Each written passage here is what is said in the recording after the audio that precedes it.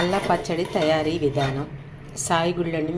మినపప్పు ఉంటే మినపప్పు తీసుకోండి, లేదంటే సాయిగుళ్ళు తీసేసుకొని కాస్త ఆయిల్ వేసుకొని ముందు 2 నిమిషాలు ఇది ఏం చేసేయండి. ఇలాగా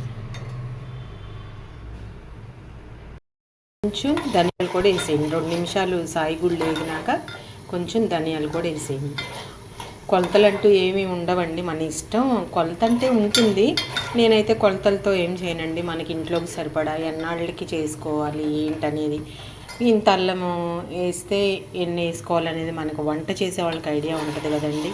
అట్లా వేసేస్తాను నేను కొలతలు అనేవి. మీకు అల్లం చూపిస్తా. ఇవైతే ఇన్ని వేసానండి సాయిగుళ్ళు, ఇన్ని ధనియాలు వేసాను అనమాట. అలా వేసేసుకుంటాను. జీలకర్ర కూడా వేసానండి. వేసేసి మళ్ళీ కాసేపు వేయించుకోవాలి. ఇవి అంటే దోరగా అనమాట, దోరగా వేయించేసుకోవాలి. ఈ 3 కలిపేసి ఎండుమిరగాయలు కూడా వేసేసుకోవాలండి. మీరు కారం తినే అంత సరిపడా వేసుకోవడమే కొలతలు. వంట చేసే వాళ్ళకి ఎక్స్పీరియన్స్ ఉంటుంది కదండి, అలాగా.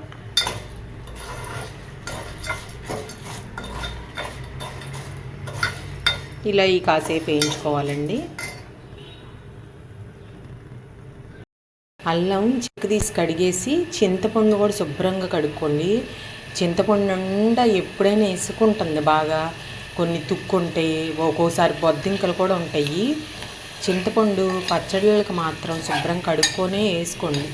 కావాలంటే ఎండబెట్టుకోండి, ఒకవేళ తడి ఉండకూడదంటే. అల్ల పచ్చడిలో ఎట్లాగో నీళ్ళు వేస్తాం కాబట్టి తడి ఉన్నా పర్వాలా. ఇలా అల్లం ముక్కలుగా కట్ చేసి చింతపండు కడిగేసేసి కాస్త నూనె వేసి మళ్ళీ వేయించుకోండి. అల్లం ఎప్పుడైనా పిలకలు ఉంటాయి కదండి, పిలకలలాగా తీసుకోమాకండి, వేస్ట్ అయిపోద్ది.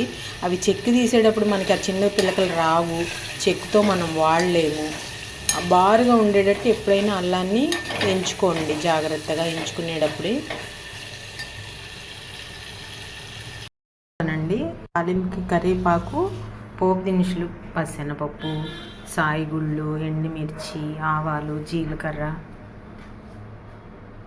దీనిలోనే బెల్లము, అల్లము, చింతపండు కూడా వేసేసి ఉప్పు లైట్గా ఇంతే పసుపు వేసేసి కాసిన నీళ్ళు అనేది గోరువెచ్చగా చేసుకోండి. చన్నీళ్ళు పోస్తే పాడవుతుంది, ఎక్కువ రోజులు నిల్వ ఉండదు.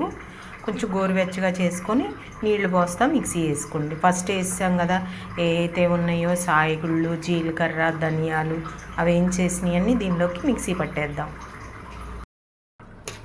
ఇదిగోండి, అల్లం పచ్చడి ఇప్పుడు చాలా మెత్తగా అనేది ఉండాలి. ఇదిగోండి మిక్సీకి వేసేసుకున్నాము.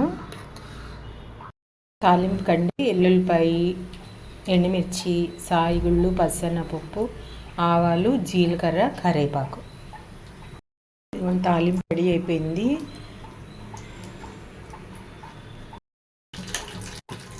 అల్లం పచ్చడి అంతా వేసి ఒకసారి ఇట్లాగా ఆ వేడి మీదే ఒకసారి ఇలా అనేసేయండి.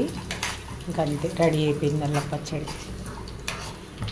మనం బయటికి కొనుక్కోవడానికి ఈజీయేనండి. ఎంత 100 రూపాయలు పెడితే వచ్చేస్తాయి, 200 పెడితే ఏ పచ్చళ్ళైనా. కానీ ఏంటంటే హెల్త్కి అంత రేటుకి మనకి ఎలా వస్తాయి అనేది మనం ఒకసారి ఆలోచిస్తున్నామా?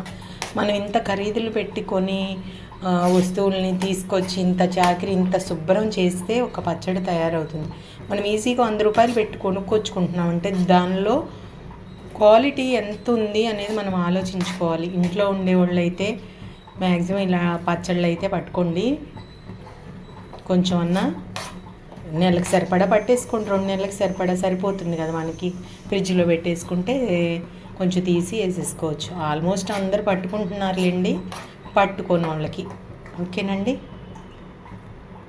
మన హెల్త్ కోసం మనకి చిన్న చిన్న టిప్స్ అన్నమాట.